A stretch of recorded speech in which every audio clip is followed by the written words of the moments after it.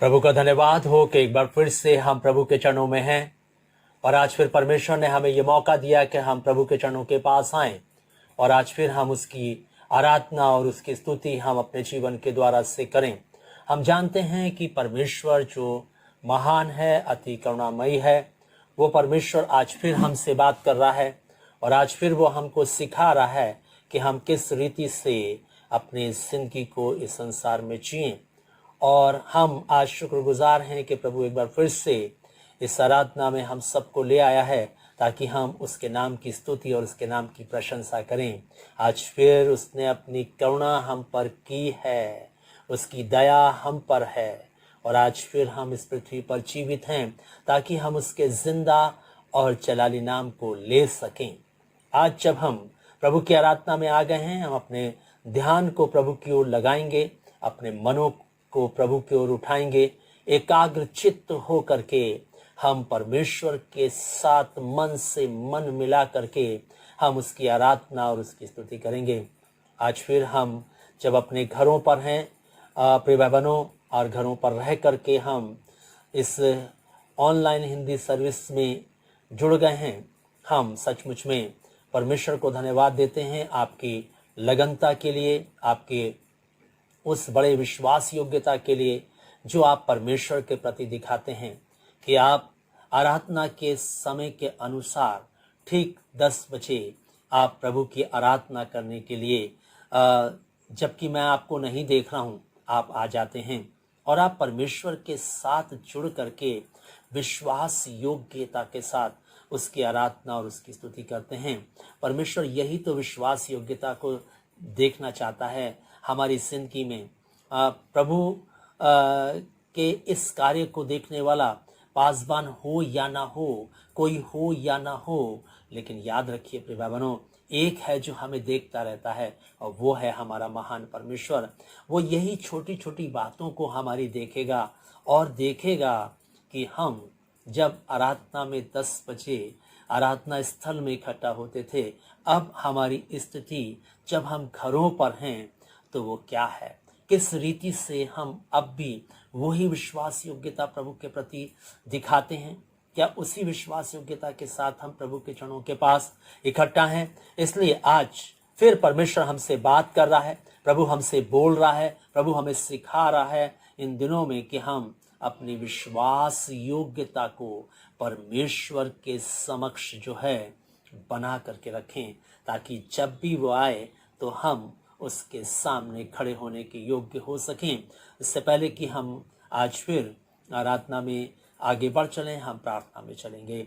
जीवित महान सर्वशक्तिमान दयालु पिता परमेश्वर, हम धन्यवादित हैं आज के इस दिन के लिए जिसमें प्रभु तू हमें अपने चरणों के पास ले आया, ताकि हम तेरी आराधना, तेरी स्तुति करें, तेरे जीवित वचनों को प्रभु हम सुने और तेरे नाम को, जो आला नाम है, श्रेष्ठ नाम है, उसको हम धन्य कहें। हम जानते हैं प्रभु जी कि सचमुच में तू हमारा परमेश्वर है, विश्वास योग्य परमेश्वर है, महिमा से भरा परमेश्वर है। इसलिए आज फिर हम तेरे चरणों में हैं और हम यही चाहते हैं पिता, जब हम तेरी आराधना करने के लिए आए हैं, अपनी आत्मा की सामर्थ्य से हमें भर, पवित्र आत्मा की भरपूरी हमें प्रदान कर, ताकि हम आत्मा और सच्चाई के साथ तेरी महिमा कर सकें। निश्चय प्रभु हम एक साथ नहीं हैं, इकट्ठा एकत्र नहीं हैं शारीरिक रूप में, लेकिन प्रभु जी आत्मिक रूप में हम सब एक साथ इकट्ठा हैं प्रभु जी, क्योंकि प्रभु तू हमारा परमेश्वर है और हम अपनी विश्वास योग्यता को तेरे समक्ष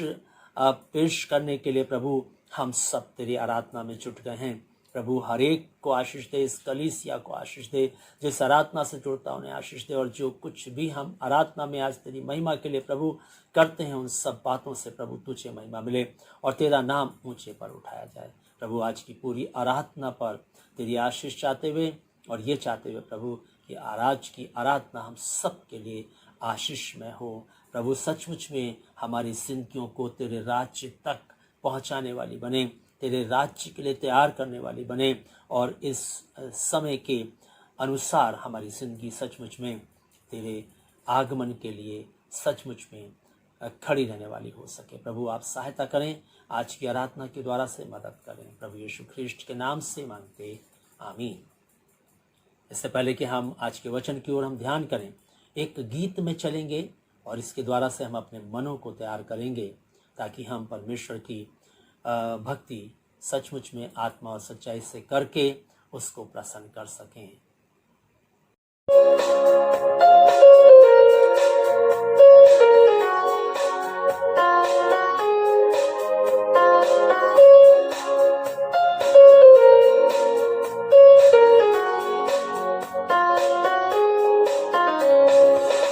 आज का दिन यहोवा ने बनाया है, हम उसमें आनंदित हो। आज का दिन यहोवा ने बनाया है, हम उसमें आनंदित हो।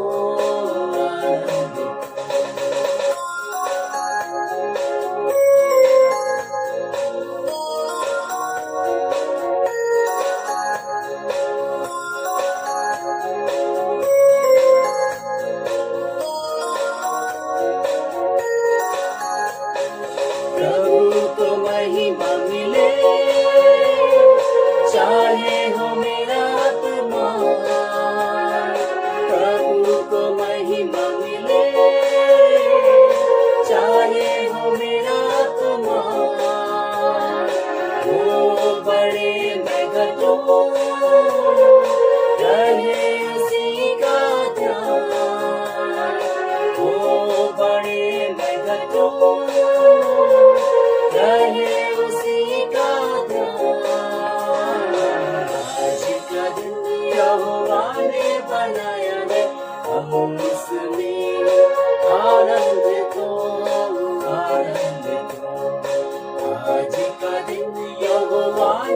बनाया है, हम उसमें आनंदित हो, आनंदित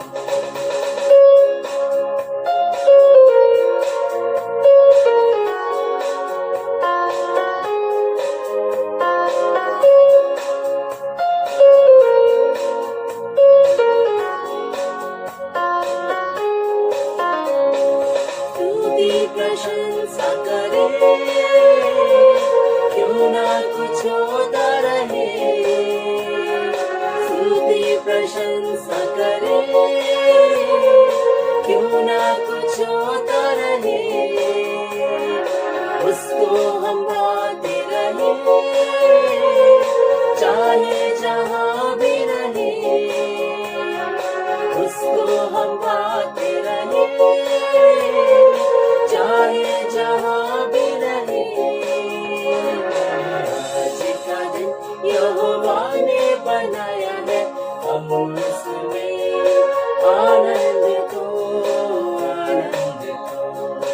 आज का दिन यहोवा ने बनाया है, हम उसमें आनंदित हो, आनंदित हो। प्रिय भाई बहनों, हमने पिछले जो है कई रविवार जो है हमने इस बात को सीखा कि किस रीति से हम अपने जीवन को जो है इन दिनों में जिए, और 3 बातों पर ध्यान रख करके जीवन जीने की बात हमने पिछले कई रविवार की, और हमने उससे सीखा कि किस रीति से हमें जो है इन 3 बातों पर ध्यान रख करके इन अंतिम दिनों में, जो कि बहुत कठिन और पीड़ाओं से भरे दिन हैं, हम अपनी जिंदगी को जिए। उसमें पहली बात हमने सावधानी के बारे में देखा, सावधान रहने के बारे में देखा।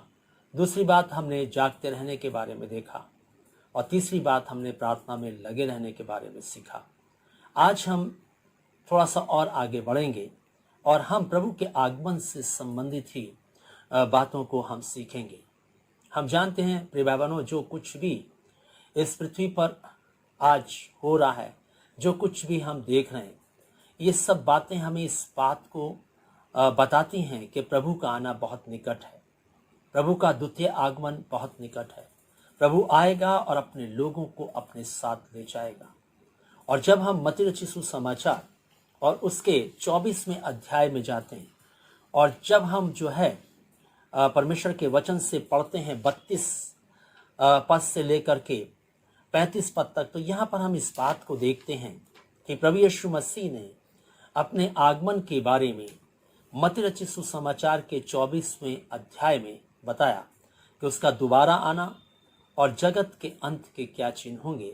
इसके बारे में जब प्रभु यीशु मसीह से चेलों ने पूछा, तो उसने कई बातों को यहाँ पर प्रकट किया, और उसने एक उदाहरण देते हुए इस बात को कहा, मत्ती 24 के 32 में, अंजीर के पेड़ से यह दृष्टांत सीखो, जब उसकी डाली कोमल हो जाती है और पत्ते निकलने लगते हैं, तो तुम जान लेते हो कि ग्रीष्म काल निकट है। इसी रीति से जब तुम इन बातों को होते देखो, तो जान लो कि वो निकट है, वरन द्वार पर है। मैं तुमसे सच कहता हूं कि जब तक ये सब बातें पूरी ना हो लें, तब तक इस पीढ़ी का अंत नहीं होगा। आकाश और पृथ्वी टल जाएंगे, परंतु मेरी बातें कभी नहीं टलेंगी। और यहाँ पर हम देखते हैं कि किस रीति से प्रभु यीशु मसीह अपने चेलों को अंजीर के पेड़ का उदाहरण देते हैं, एक दृष्टांत कहते हैं, एक कहावत कहते हैं, और एक मिसाल देते हुए इस बात को बताते हैं कि जब तुम अंजीर के पेड़ में, उसकी डाली में जो कोमल हो जाती हैं, पत्ते निकलते देखते हो, तो जान लेते हो कि ग्रीष्म काल आना निकट है। ऐसे ही प्रिय भाई बहनों, बहुत सारी उदाहरण हैं। जब हम आकाश को लाल होते देखते हैं, तो हम समझ जाते हैं कि आंधी आने वाली है। जब हम पेड़ में बौर देखते हैं, तो हम समझ जाते हैं कि फल आने वाले हैं। इसी रीति से जब हम बादलों को काले उठते देखते हैं, तो हम समझ जाते हैं कि पानी आने वाला है। ऐसे ही जब हम इन दिनों में पीड़ाओं की बातों को देख रहे हैं, तो क्या हम जो मसीह हैं, हम इस बात को क्या समझ नहीं पा रहे? क्या इस बात को हम इस बात को समझ करके अपनी जिंदगी को ठीक नहीं कर पा रहे। प्रिय भाई-बहनों, बाइबल हमें बताती है कि ये चिन्ह जो आज प्रकट हैं, जो हो रहे हैं, जो दिखाई दे रहे हैं, ये सब प्रभु यीशु मसीह के आगमन के हैं। और हम मसीहों को तो परमेश्वर ने बड़ी कृपा करके अपनी सच्चाई की पुस्तक अर्थात बाइबल को हमारे हाथ में दिया है, और उसमें उसने सब बातों को लिखा। अंत में क्या होगा, शुरू में क्या होगा, कैसे दुनिया नष्ट होगी, क्या क्या बातें होंगी, क्या क्या पीड़ाएं होंगी, सब बातों को उसने अपनी इस पवित्र बाइबल के अंदर जो उसका वचन है उसमें इस बात को प्रकट करके हम सब के सामने रखा। आज जब हम इन कठिन दिनों को देख रहे हैं तो हम आज भी जो है क्या नासमझ बने रहेंगे? क्या आज भी हम नहीं समझेंगे कि जब ये महामारी पिछले 1.5 साल से इस संसार के अंदर चल रही है, तो क्या हम इस महामारी को देख करके अपनी आंखों को बंद किए रहेंगे, या हम इसके प्रति जागरूक होकर के अपनी जिंदगी को परमेश्वर से जोड़ेंगे? प्रिय भाई बहनों, मैं आपको बताना चाहता हूं कि प्रभु के आगमन के विषय में जब प्रभु यीशु मसीह से चेलों ने पूछा कि तेरा आना और जगत के अंत का क्या चिन्ह होंगे, यीशु ने उत्तर दिया मत्ती 4:24 में, और क्या कहा? सावधान रहो, कोई तुम्हें ना भरमाने पाए, क्योंकि बहुत से ऐसे होंगे जो मेरे नाम से आकर कहेंगे कि मैं मसीह हूं, और बहुतों को भरमाएंगे।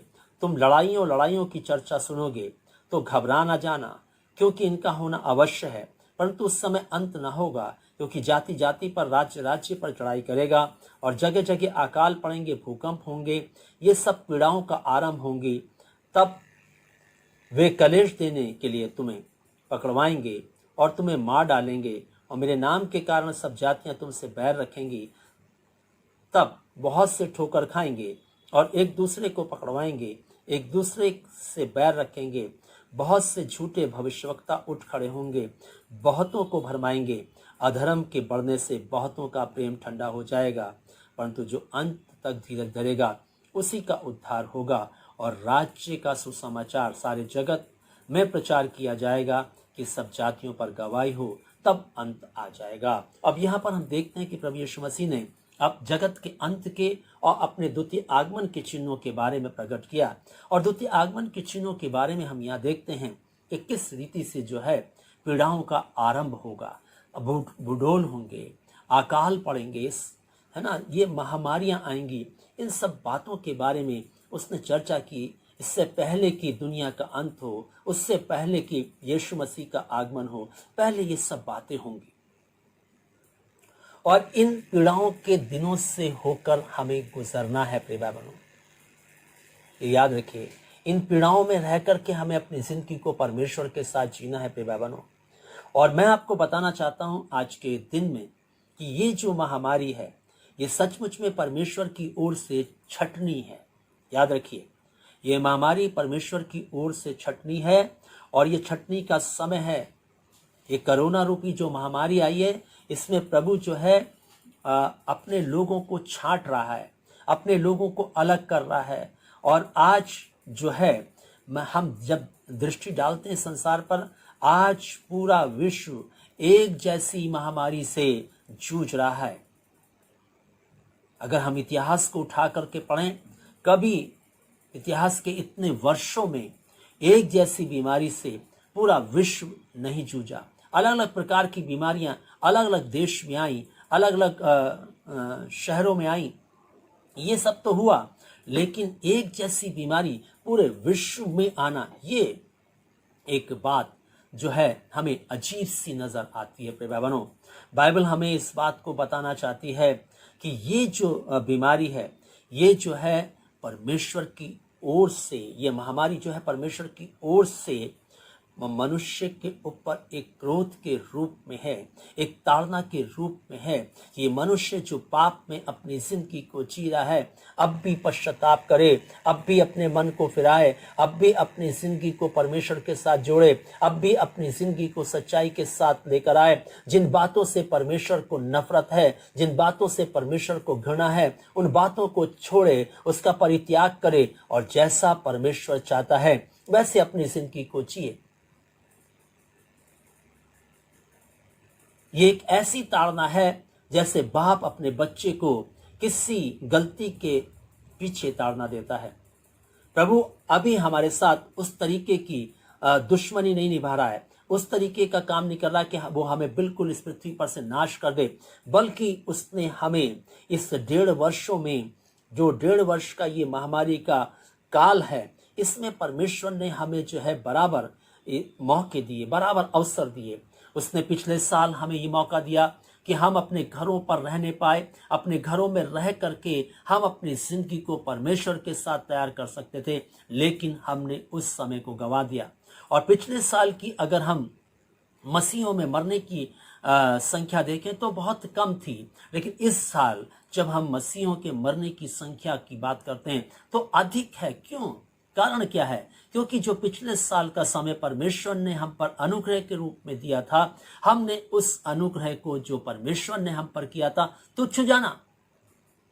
हमने उस अनुग्रह की कोई वैल्यू नहीं समझी और हमने अपनी जिंदगी को संसार के अन्य लोगों के समान घर में रह करके जो है समय तो बिताया, लेकिन हमने अपने रिश्तों को परमेश्वर के साथ ठीक नहीं किया। हमने परिवार के साथ अपने बच्चों के संबंधों को परमेश्वर के साथ नहीं जोड़ा। हमने परमेश्वर के साथ जो है अपने जीवन को चलाना नहीं सीखा। और इसलिए प्रिय भाई बहनों, ये जो महामारी का दौर है, सचमुच में जो दूसरी ये वेव आई है, ये सचमुच में हमें फिर से एक बार सिखाना चाहती है कि परमेश्वर जो है लोगों को छांट रहा है, क्योंकि उसका आना निकट है। क्योंकि जब वो आएगा तब छटनी नहीं करेगा, अभी वो छटनी कर रहा है, अपने लोगों को अलग कर रहा है, अपने गेहूं को अलग कर रहा है, भूसी को अलग कर रहा है प्रिय बहनों। और मैं आपको बताना चाहता हूं, अलग करने का मतलब, छटनी करने का मतलब ये नहीं कि वो धर्मियों को अलग कर लेगा, उन पर कोई विपत्ति नहीं आएगी, उन पर कोई परेशानी नहीं आएगी, वो इस महामारी कोरोना से मरेंगे नहीं, सब कुछ होगा। लेकिन मैं आपको बताना चाहता हूं, वे लोग जो भले इस महामारी में, कोरोना रूपी महामारी में मर जाएं, जो परमेश्वर के लोग भी मर जाएं, तो अभी उनके लिए एक अद्भुत जीवन की आशा रखी हुई है। क्योंकि बाइबल हमें इस बात को बताती है, जो कोई परमेश्वर के साथ अपनी जिंदगी को जीकर मरेगा, जो प्रभु यीशु मसीह में होकर मरेगा, उस पर फिर दंड की आज्ञा नहीं है। और इसलिए आज प्रिय भाई बहनों, परमेश्वर का वचन जो हमारे सामने है वो हमें सिखाना चाहता है।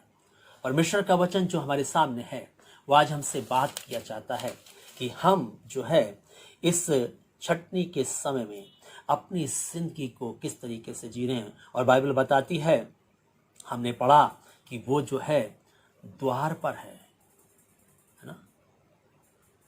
अभी हमने अंजीर के पेड़ के दृष्टांत में पढ़ा कि ऐसा समझो कि उसका आना क्या है, बिल्कुल निकट है, वरन वो द्वार पर है।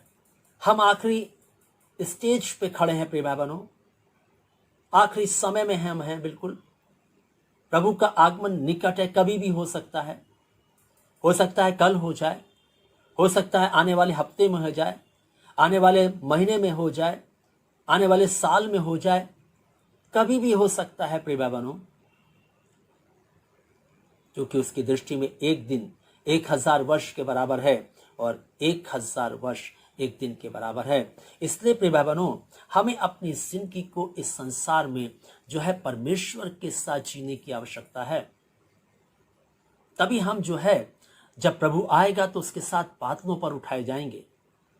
प्रिय भाई बहनों, बहुत सारे लोग, बहुत सारी कलीसियां इस बात को सोचती हैं कि ये जो बीमारी आई है ये शैतान की ओर से है। नहीं प्रिय भाई बहनों, शैतान जो है इस प्रकार की आपदा को नहीं ला सकता। शैतान जो है हमें बहका सकता है, भटका सकता है, डरा सकता है, प्रलोभन दे सकता है और जो है वो हमारी जिंदगी को परीक्षा में ला सकता है, परीक्षा में गिरा भी सकता है, हमारा एक्सीडेंट करा सकता है, हमसे हत्या करा सकता है। ये सब काम तो वो करा सकता है। लेकिन वो ये प्राकृतिक आपदा को नहीं ला सकता, क्योंकि ये प्राकृतिक आपदा केवल लाने वाला एक ही है, वो है परमेश्वर। शैतान के पास ये पावर नहीं है प्रिय भाइयों। और हम कई बार ये प्रार्थना करते हैं, प्रभु इस शैतानी महामारी, इस शैतानी कोरोना को जो है हमारे देश से दूर कर, हमारे संसार से दूर कर, हमारे जो है शहर से दूर कर। नहीं प्रिय भाइयों, ये परमेश्वर का क्रोध है। परमेश्वर इन दिनों में छटनी कर रहा है, वह छांट रहा है लोगों को प्रिय भाइयों, ताकि हम अपनी जिंदगी को इन दिनों में सचमुच में ठीक कर सकें। इस ताड़ना के द्वारा से, ये ताड़ना परमेश्वर की ओर से मनुष्य के जीवन में आई है। और इसलिए जब हम नूह के दिनों में जाते हैं तो वहां पर हम देखते हैं कि किस रीति से नूह के जमाने में भी परमेश्वर ने छटनी की।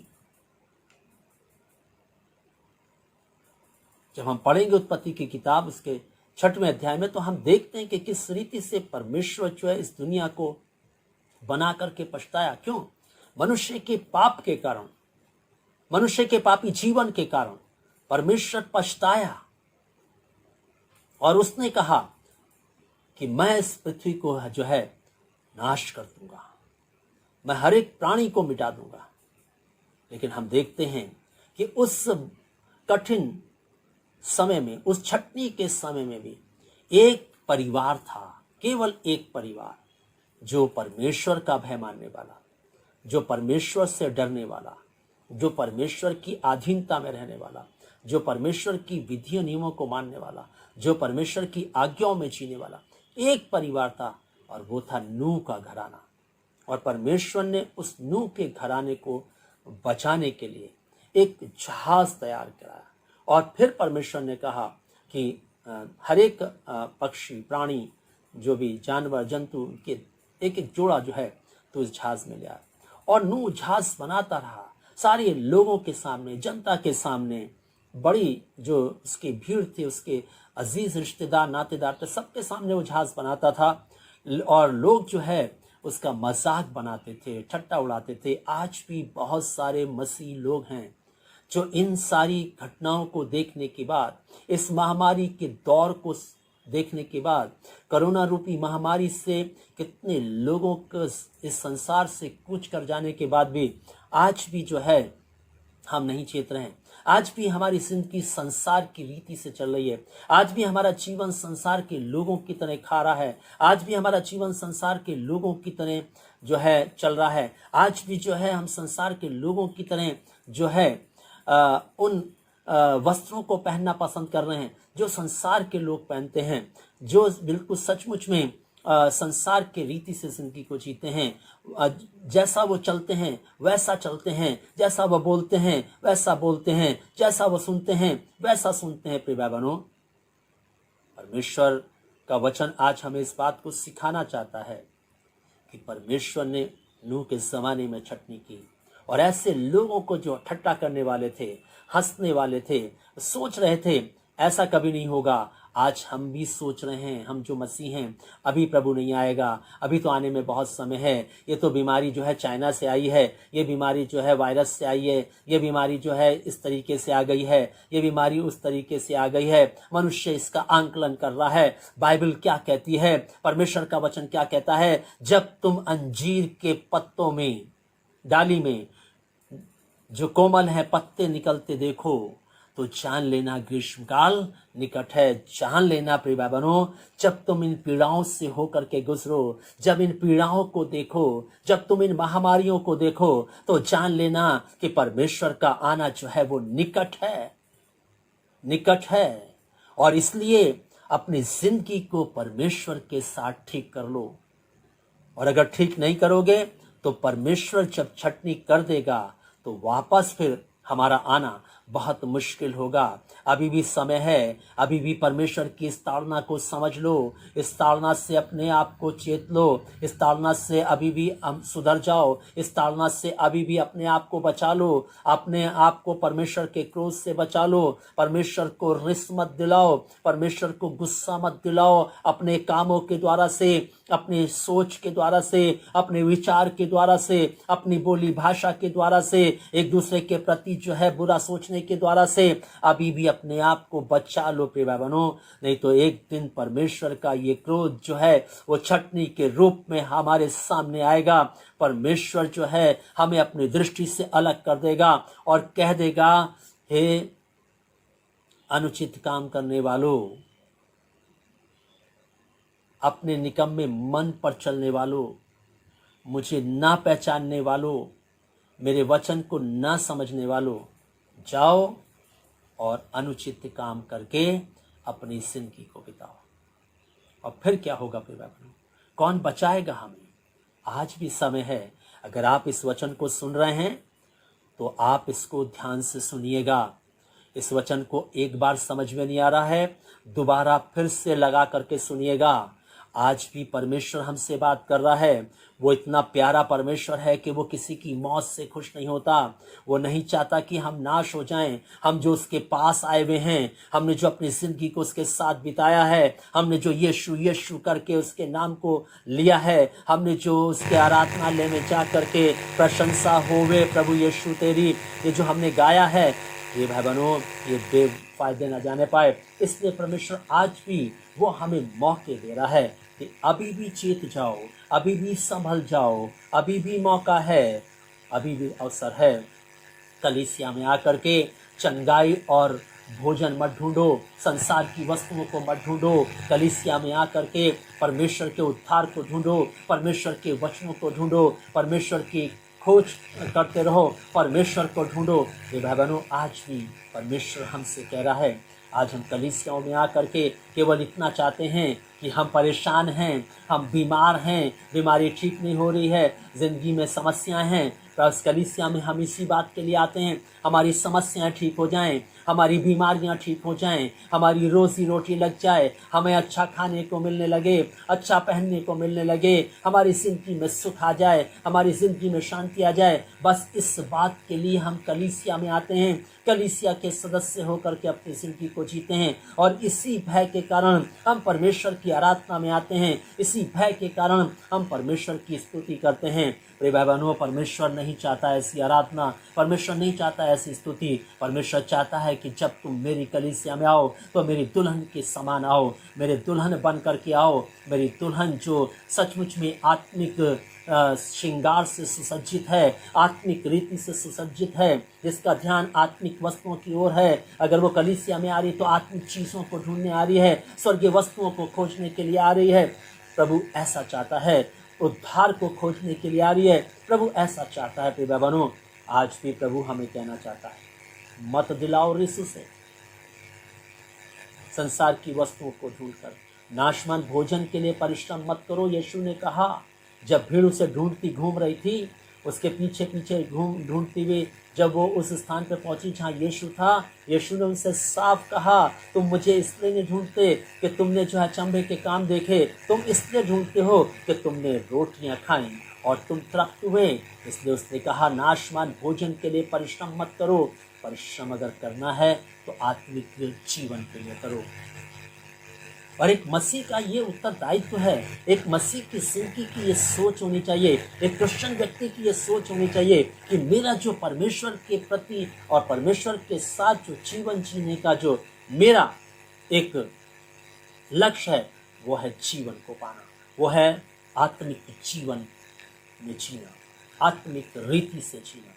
और इसलिए प्रिय भाई बहनों, परमेश्वर का वचन आज हमें सिखाना चाहता है कि वो क्या कर रहा है, इस क्रोध के समय छटनी कर रहा है। छटनी का मतलब ये नहीं, फिर मैं कहना चाहता हूं कि इसमें विश्वासी नहीं मरेंगे, विश्वासी मरेंगे लेकिन वे मरने के बाद जीवन को पाएंगे। लेकिन अगर हम विश्वासी और धर्मी होकर नहीं मरे इस महामारी में, तो हम क्या पाएंगे?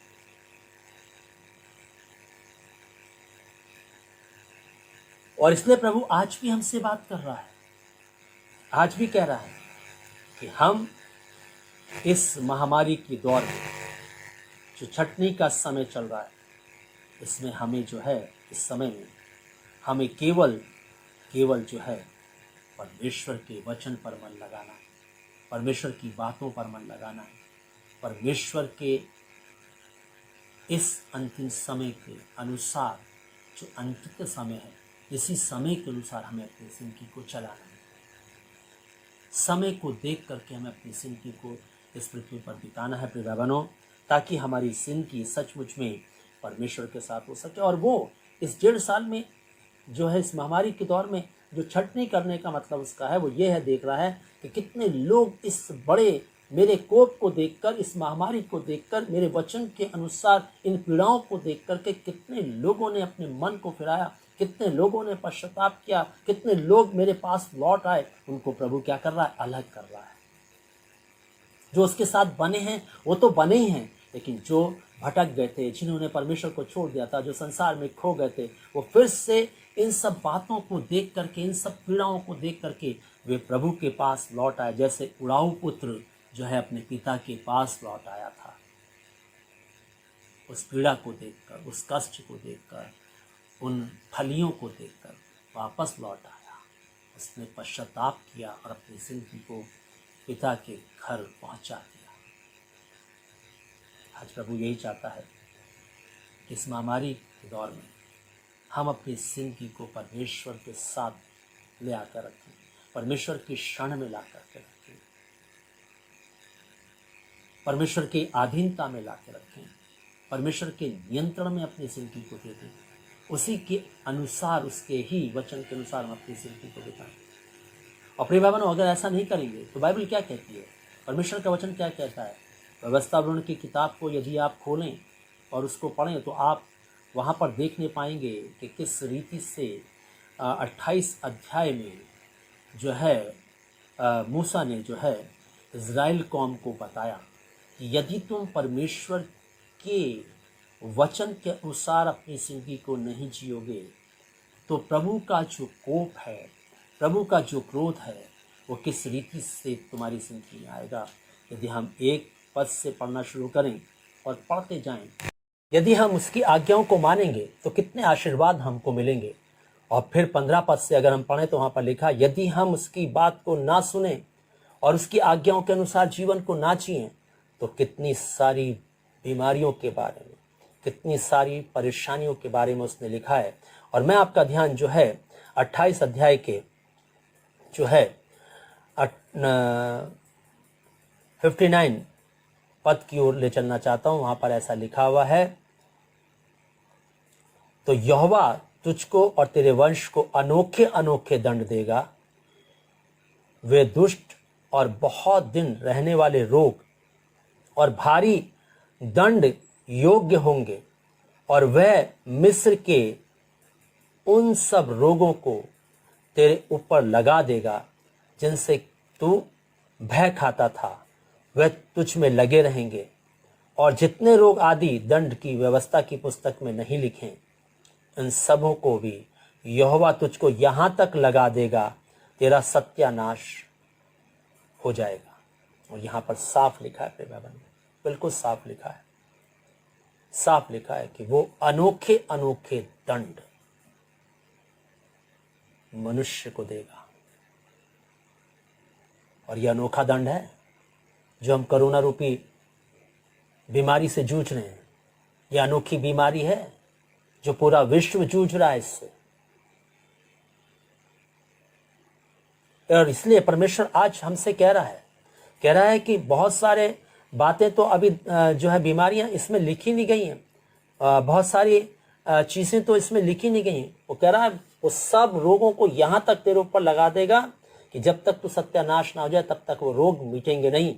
और इसलिए प्रिय भाई बहनों, यदि हम अपने आप को बचाना चाहते हैं, अपनी जिंदगी को सेफ करना चाहते हैं, सुरक्षित रखना चाहते हैं, तो हमें अपनी जिंदगी के अंदर परमेश्वर की आज्ञा का पालन करना होगा, परमेश्वर के वचन को मानना होगा, परमेश्वर के नियमों के साथ अपनी जिंदगी को जीना होगा, परमेश्वर की विधियों के अनुसार अपनी जिंदगी को बिताना होगा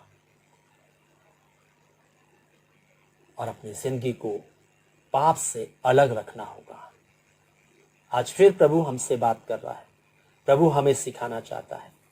और इसलिए अगर हम सचमुच में इन अंतिम दिनों में, इस महामारी के दौर में अपनी जिंदगी को परमेश्वर के पास ले आएंगे और अपनी जिंदगी को वचन के अनुसार, उसकी आज्ञा के अनुसार, उसकी आत्मा के अनुसार अपनी जिंदगी को जिएंगे, तो सचमुच में हमारा जीवन जो है वो बचा रहेगा। प्रिय भाई बहनों, बचा रहेगा, नहीं तो हमारी जिंदगी जो है नाश हो जाएगी। अभी भी समय है, अभी भी हमें लौट आने का समय है, अभी भी बाइबल हमें सिखाती है, प्रभु का वचन हमें बताता है, प्रभु का वचन हमसे बात कर रहा है, प्रभु का वचन हमसे कह रहा है कि अभी भी समय है कि हम अपनी जिंदगी को ठीक कर लें और देखें क्या सचमुच में हम जो है छटनी में उस गल्ले में हैं कि नहीं जो परमेश्वर का गल्ला है। हम उस गल्ले में पाए जा रहे हैं कि नहीं पाए जा रहे हैं। आज हमें देखने का समय प्रिय भाई बहनों, जब हम ऐसे कठिन समय से गुजर रहे हैं, आज हमारी इन सब बातों को लेकर के क्या विचार है, क्या सोच है, इस परमेश्वर के क्रोध को लेकर के हमारी क्या विचारधारा है, परमेश्वर की इस आपदा को लेकर के हमारे जीवन में क्या विचारधारा है, कैसा सोच रहे हैं हम विश्वासी होने के बाद। जो विश्वासी नहीं है वे तो इस बात को नहीं सोच सकते, लेकिन जो सचमुच में अपने आप को विश्वासी कहते हैं वो कैसा सोचते हैं, आज उनके विचार कैसे हैं, दूसरे शब्दों में उनके ख्याल कैसे हैं इस महामारी को लेकर के। प्रिय भाई बहनों, क्या कहता है परमेश्वर का वचन, बाइबल क्या कहती है? यदि हम पतरस के पत्र में जाएं और उसके पहले अध्याय में जाएं और उसके 6 और 7 पद को पढ़ें तो यहां पर कुछ इस प्रकार से लिखा है। और यहां पर परमेश्वर का वचन क्या कहता है? लिखा है, इस कारण तुम मगन होते हो, यद्यपि अवश्य है कि अभी कुछ दिन के लिए नाना प्रकार की परीक्षाओं के कारण दुख में हो, और यह इसलिए है कि तुम्हारा परखा हुआ विश्वास आग से ताए हुए नाशवान सोने से भी कहीं अधिक बहुमूल्य है। यीशु के प्रकट होने पर प्रशंसा और महिमा और आदर का कारण ठहरे। और यहाँ पर परमेश्वर का भक्त साफ कहता है कि जब ये परीक्षाओं के दिन हैं, जब ये परीक्षा की घड़ी है, इसमें जो है हम कैसा सोच रहे हैं, क्या हम सचमुच में हम मगन हो रहे हैं? इन सारी पीड़ाओं को देख करके हम आनंदित हो रहे हैं, इन सारी पीड़ाओं को देख करके कि हम जो है सचमुच में जो है अब हम प्रभु के साथ बातों पर जाएंगे, हम जो है प्रभु सचमुच में हमारा आने वाला है, हम जो है सचमुच में परमेश्वर के राज्य के वारिस हो जाएंगे, हम परमेश्वर के महिमा में सिंहासन के सामने खड़े होने के योग्य ठहरेंगे। क्या हम इस प्रकार की विचारधारा को रख करके अपनी जिंदगी को जी रहे हैं? और प्रिय भाई बहनों, याद रखिए, विश्वास तो हमारा परखा जाएगा और बिल्कुल वैसे ही परखा जाएगा जैसे सोना आग में परखा जाता है, क्योंकि बिना परीक्षा दे एग्जाम में सफलता नहीं मिलती। और इसलिए हमें भी परीक्षा दे करके सफलता को हासिल करना है। और इस परीक्षा में हमारी क्या सोच है, क्या हम सचमुच में इस समय में हम प्रभु के साथ मगन हैं कि नहीं? बाइबल कहती है हमें इस समय में बिल्कुल पौलुस की तरह सोचना है, जैसे पौलुस ने सोचा। फिलिपियों का पत्र देखिए बाइबल क्या कहती है, 1 अध्याय 21 में लिखा है, बल्कि हम 20 से पढ़ेंगे। मैं तो यह हार्दिक लालसा और आशा रखता हूं कि मैं किसी बात में लज्जित ना हूं, पर जैसे मेरे प्रबल साहस के कारण मसीह की बड़ाई मेरी देह के द्वारा सदा होती रही है, वैसे ही अब भी हो, चाहे मैं जीवित रहूं या मर जाऊं, क्योंकि मेरे लिए जीवित रहना मसीह और मर जाना लाभ है। वो कहता है मैं जीवित रहूं या मर जाऊं, मेरे जीवन से जो है उसकी प्रशंसा सदा होती रहे, सदा होती रहे। वो साफ कहता है अगर मैं मर जाऊंगा इस महामारी के दौर में तो भी मेरे लिए भला है, क्योंकि मैंने अपनी जिंदगी को परमेश्वर के वचन के अनुसार, उसकी आत्मा के अनुसार, उसके विधि के अनुसार, उसके नियम के अनुसार, उसकी आज्ञाओं के अनुसार मैंने अपने जीवन को इस पृथ्वी पर बिताया है। इसलिए मेरे लिए अगर मैं बच जाऊं तो मेरे लिए जीवित रहना इस पृथ्वी के ऊपर केवल मसीह के लिए होगा। और कितनी बार हमने 2 कुरिन्थियों 5 अध्याय में देखा है कि अब हमें, जब हम नई सृष्टि बन गए तो हमें प्रभु के लिए जीना है। कितनी बार हमने उस पद को पढ़ा और सीखा है। आज भी फिर प्रभु हमें सिखाना चाहता है कि अगर मैं इस महामारी के दौर में बच जाऊंगा, इससे बाहर आ जाऊंगा, इस पीड़ा से बच निकलूंगा, तो मेरे लिए जीना क्या है? वो केवल मसीह यीशु के लिए है। प्रिय बहनों, यह है विश्वासी का जीवन, यह है विश्वासियों की सोच। और इसलिए जो छटाई वो कर रहा है वो ऐसे लोगों की कर रहा है, उनको अलग कर रहा है, ताकि जब वो आए तो अपने साथ उन्हें बादलों पर ले जाए। इस कोप के दिन में परमेश्वर की छटाई, इस कोरोना के महामारी में परमेश्वर की छटनी इस प्रकार की है। याद रखिए प्रिय बहनों, इसलिए आज हमें अपने जीवन को इस महामारी को देख करके जो है क्या करना है? चेत जाना है, चेत जाना है, परमेश्वर के पास लौट आना है।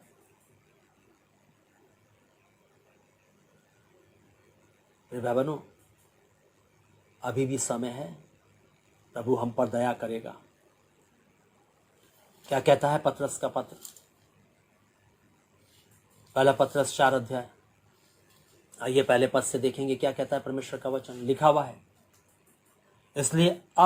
इसलिए जब कि मसीह ने शरीर में होकर दुख उठाया तो तुम भी उसी मनसा को धारण करके हथियार बांध लो, क्योंकि जिसने शरीर में दुख उठाया वह पाप से छूट गया, ताकि भविष्य में अपना शेष शारीरिक जीवन मनुष्यों की अभिलाषा के अनुसार नहीं वरन परमेश्वर की इच्छा के अनुसार व्यतीत करे। तीसरा पद जो खास है, जो हमारे लिए है, क्योंकि अन्य जातियों की इच्छा के अनुसार काम करने, लुचपन की बुरी अभिलाषाओं, मतवालापन, लीला कीड़ा, पियक्कड़पन, घृणित मूर्ति पूजा में जहां तक हमने पहले समय गंवाया वही बहुत हुआ। और इसलिए यहाँ पर साफ कहता है जो समय हम गंवा चुके हैं वही बहुत हुआ।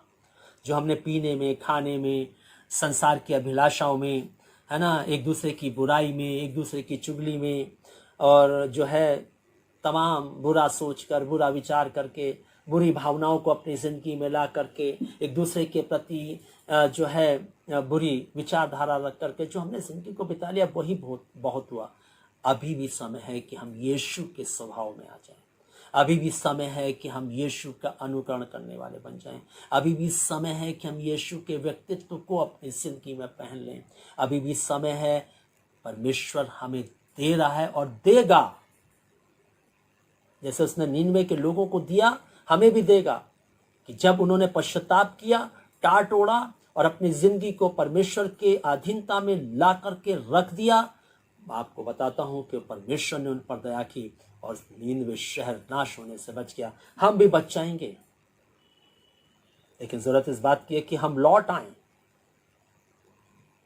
जो समय गवा दिया खत्म, कोई बात नहीं। प्रभु एक अवसर और हमें दे रहा है इस महामारी के दौर में। अभी भी अपनी जिंदगी को परमेश्वर के साथ ठीक कर लो।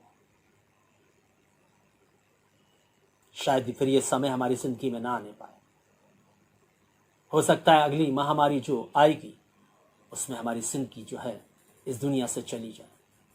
इसलिए अभी भी समय, अभी भी अवसर है कि हम अभी ठीक कर लें, ताकि उस महामारी में अगर हमें दुनिया से कूच करना हो, कोई डर की बात नहीं, क्योंकि मेरे लिए जीना मसीह और मेरे लिए मर जाना लाभ है, क्योंकि मैंने अपनी जिंदगी को परमेश्वर के साथ जिया है। और हम भी कह सकें कि हमने अपने विश्वास की अच्छी कुश्ती लड़ ली है। मुझे अब कोई डर नहीं। इसलिए प्रिय भाई बहनों, अभी भी चेत जाने और लौट आने का समय है। यस्केल क्या कहता है? यस्केल नबी की किताब और उसका 18 अध्याय, यदि हम 30 पद को पढ़ें तो यहाँ पर हम देखते हैं, आप घर पे पढ़ लीजिएगा इस पूरे अध्याय को, बहुत अच्छा अध्याय है, आपकी समझ में भी आएगा। लेकिन मैं 30 पद से पढ़ना चाहूँगा 32 पद तक। यहाँ पर ऐसा लिखा है, प्रभु यहोवा की यह वाणी है, हे इज़राइल के घराने, मैं तुम में से हर एक मनुष्य का न्याय उसके चाल चलन के अनुसार ही करूँगा। पश्चाताप करो और अपने सब अपराधों को छोड़ो, तभी तुम्हारा अधर्म तुम्हारे ठोकर खाने का कारण ना होगा। अपने सब अपराधों को जो तुमने किए हैं दूर करो, अपना मन और अपनी आत्मा बदल डालो। हे इज़राइल के घराने, तुम क्यों मरो? क्योंकि प्रभु यहोवा की ये वाणी है कि जो मरे उसके मरने से मैं प्रसन्न नहीं होता।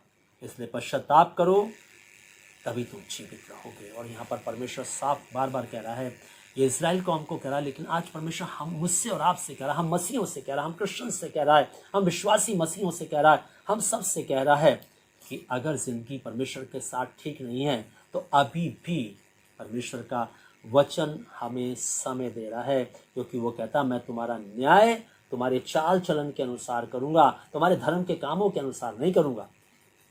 तुमने कितनी बाइबल पढ़ी इसके अनुसार नहीं करूंगा, तुमने कितना 10वां अंश दिया इसके अनुसार भी नहीं करूंगा। मैं तुम्हारा न्याय तुम्हारे चाल चलन के अनुसार करूंगा, याद रखिए।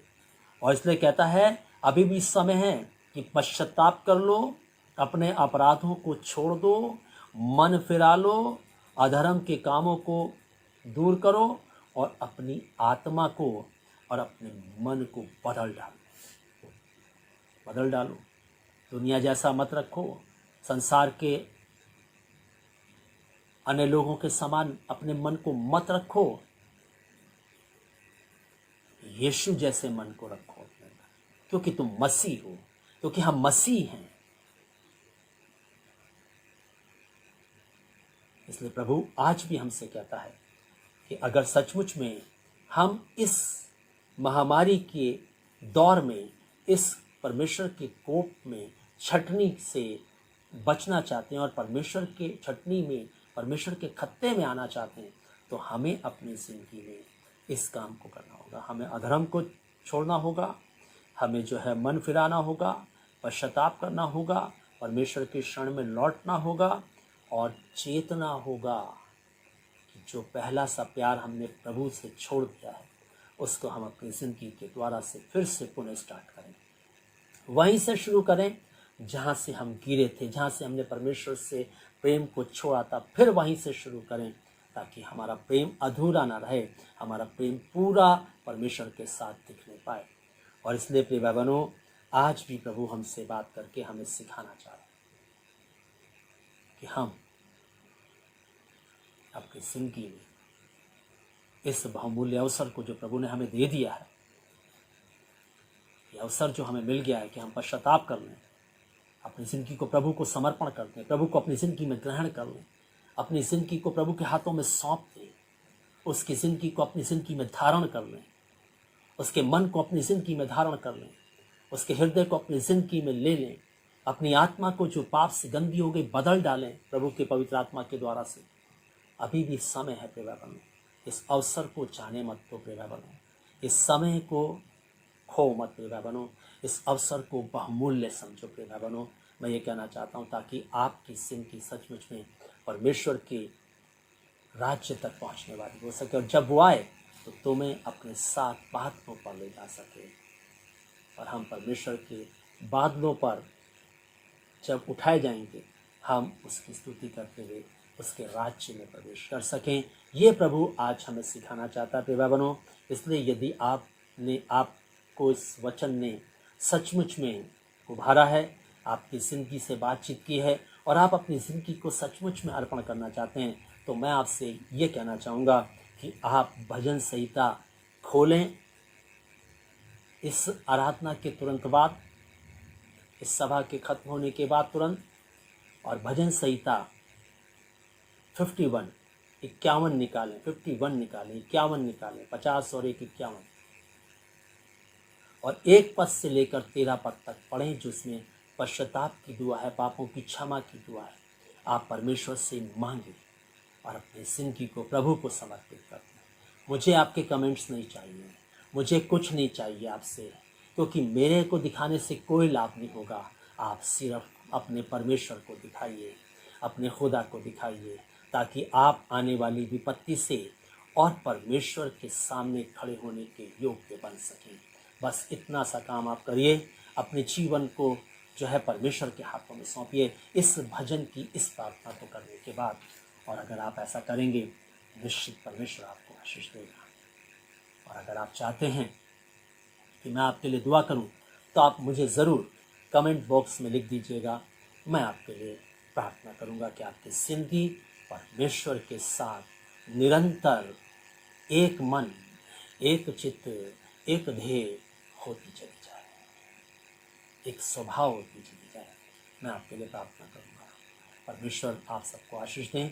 इस वचन को, इस सच्चाई को और लोगों तक पहुंचाने के लिए मैं आपसे विनती करना चाहता हूं कि यदि आपको सचमुच में आशीष मिली है और आपने इस जीवन को पाया है, इस वचन के द्वारा से आप लौट आए हैं, आप चेत गए हैं, आपने अधर्म को छोड़ दिया है आज ही से, तो मैं ये चाहता हूँ कि इसको और अधिक लोगों तक शेयर करें, ताकि बहुत सारे और लोग जो नरक में जलने को तैयार हैं, वे झपट करके इस वचन के माध्यम से बचाए जा सकें।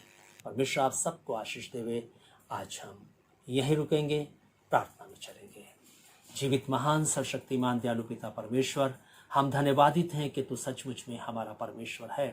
तूने प्रभु आज भी अपने वचन के द्वारा से हमसे बातचीत की और अपने पवित्र आत्मा के द्वारा से तूने हमें सच्चाई के बारे में सिखाया।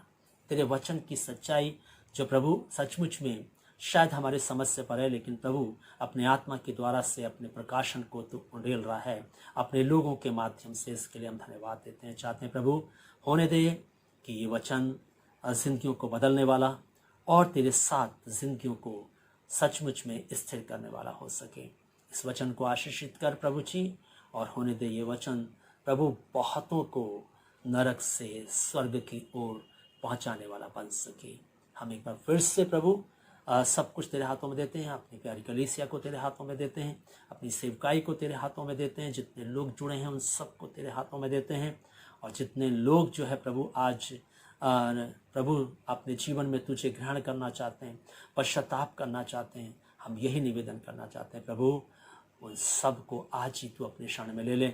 और प्रभु अपनी पवित्र आत्मा की भरपूरी दे, ताकि उनकी जिंदगी तेरे लिए जीने वाली और तेरे लिए मरने वाली बन सके। सब कुछ तेरे हाथों में देते हुए और इस आराधना पर तेरी आशीष चाहते हुए, इस वचन पर तेरी बहुतायत की सामर्थ को चाहते हुए और अपनी ज़िंदगी पर तेरे अनुग्रह को चाहते हुए इस विनती को प्रभु यीशु ख्रीष्ट के नाम से मांगते हैं, आमीन। अब हमारे परमेश्वर पिता का प्रेम, प्रभु यीशु मसीह का अनुग्रह और पवित्र आत्मा की सदाकता हम सब विश्वास करने वालों के साथ, जहाँ के समस्त विश्वासियों के साथ, इस कलीसिया के साथ, जितने लोग जुड़े हैं उन सब के साथ, जितने और जुड़ेंगे उन सब के साथ, जब तक प्रभु यीशु मसीह दोबारा नहीं आते, ये आशीष युगानुग एक सी बनी रहें, आमीन। सबको जय मसीह की। प्रभु आपको आशीष दें।